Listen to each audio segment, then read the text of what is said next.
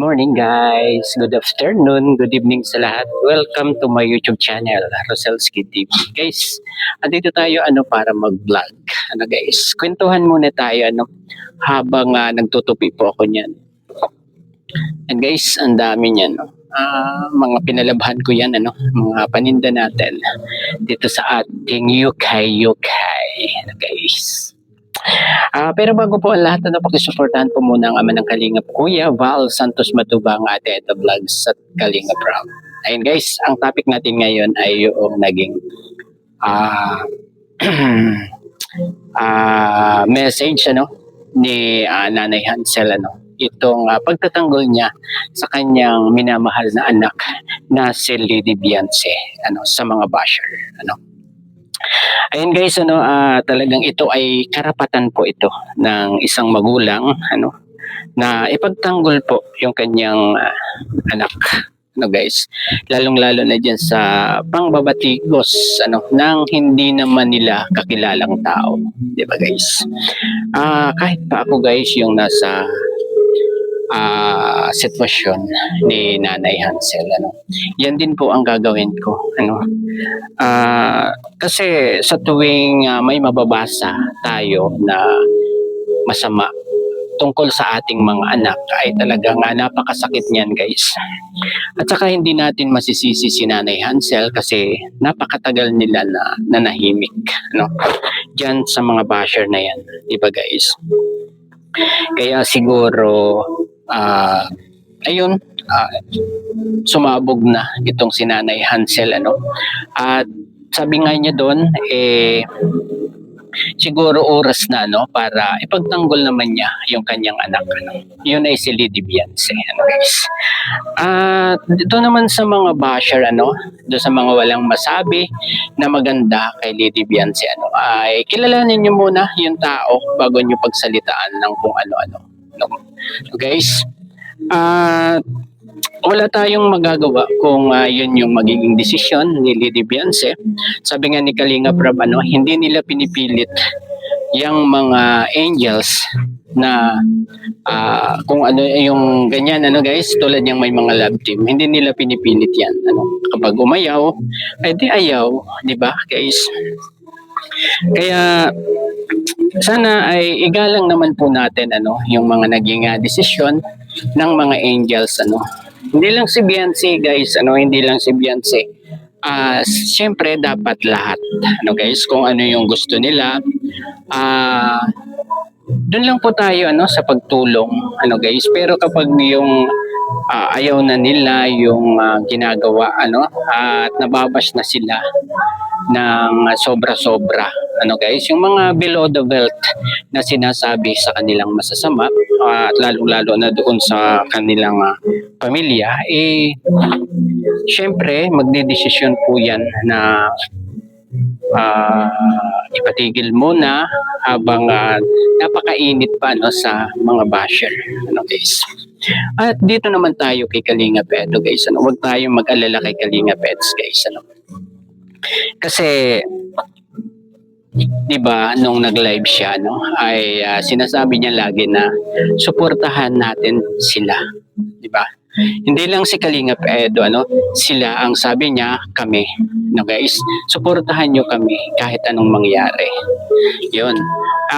Hindi naman ibig sabihin na mawala yung love team wala na rin yan silang dalawa, di ba guys? Malay natin naman na gusto naman nila na maging private man lang yung kanilang relasyon kung meron namang relasyon yan baka naman gusto nilang maging private muna at babalik yan guys kapag malay natin hindi natin inaasahan ay ang pagbabalik nila ay kasalan na pala or pamamanhikan na nga, yung totoong pamamanhikan guys, di ba?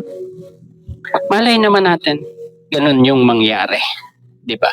Sana nga ganun yung mangyari para kaya sa ngayon guys ay igalang na muna natin yung naging desisyon ng ating Lady Beyonce.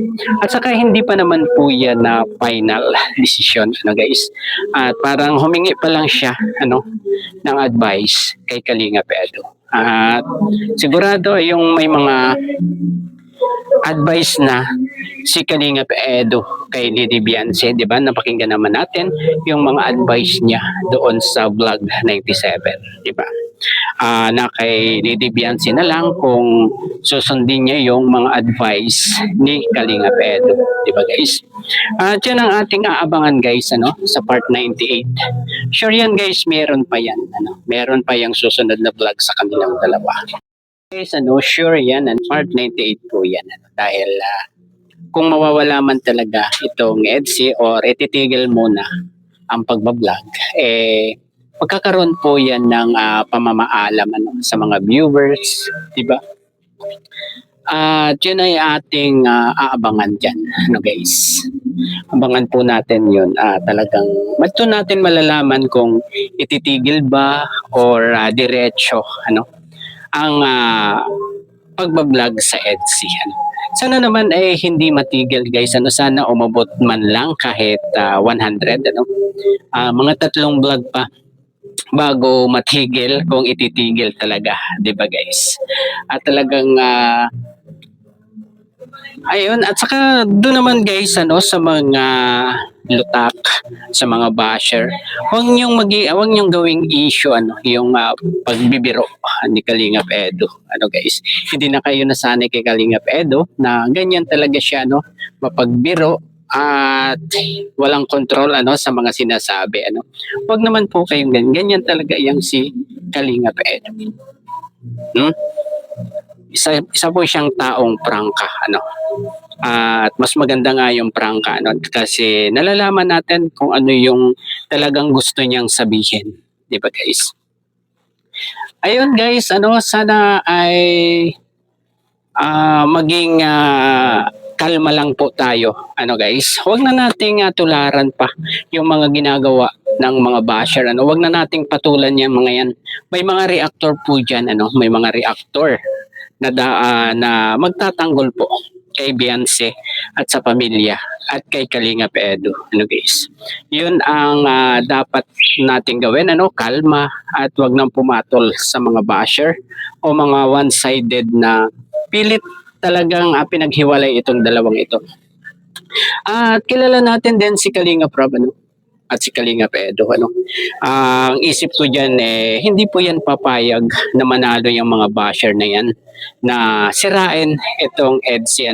Kasi halimbawa ipatigil ni Kalinga Prab yan talagang pinatigil na pumayag siya sa gusto ng ating Lady Beyonce ay siguro iisipin nila na nanalo sila guys, nanalo sila sa kanilang plano na sirain itong EDSI guys. At meron din tayong nababasa guys na marami daw hindi na susupport kay Lady Beyonce, marami daw na dismaya sa ginawa ng ating Lady Beyonce, na wala namang kadismaya sa kanyang ginawa. Yun ay humingi lang naman siya ng advice, ng payo kay Kalinga Edo kung paano niya sasabihin kung ititigil na ba talaga. Pagkakasasabi kasi niyan, parang gusto niyang itigil muna. Guys, yung pagkakasabi ni Lady Beyonce, sabi niya parang gusto niyang ipatigil. Ibig sabihin, hindi pa siya sure na titigil itong EDSI. Guys, kaya humingi muna siya ng advice dito kay Kalinga Edo. Guys, kunting unawa lang guys, huwag pa dalos-dalos ng pangbabash kay Lady Beyonce dahil wala po siyang ginawang masama guys. At napakaganda nga nung kanyang ginawa bago siya magdesisyon ay humingi muna siya ng advice dito kay Kalinga Edo guys. At yun ay ibinigay naman ni Kalinga Edo, di ba? At ayun guys, di ba? Yan ay iintindihan nating mga solid EDSA. Bahala na lang yung mga lutak ang utak diyan, yung mga hindi nakakaintindi, kung ano lang kasi yung pinanood nila, yung narinig nila, ayun na, hindi nila ina-analyze kung yung gusto talagang mangyari ng ating Lady Beyonce. Guys.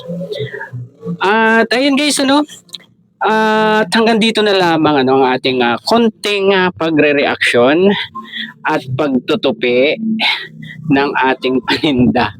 Guys, ang dami. Grabe. Hanggang sa muli pong pagbablog, and thank you na in advance agad sa mga manonood dito sa aking vlog na ito, guys. Sa pasensya na po, kasi magla-live sana tayo pero naka-live si Kuya Val, kaya nag-vlog lang muna tayo, guys. Ayun, hanggang dito na lamang po. Ay, sorry po Paki-support po ang mga Kalingap reactors, yung mga legit guys, views, Karipa, at lalong-lalo na guys dito sa aming grupo, sa pangunguna ni Ma'am Mari Pineda, guys, ang KOGR. Hanggang sa muli pong pag-vlog. Bye-bye. God bless po sa lahat. Peace.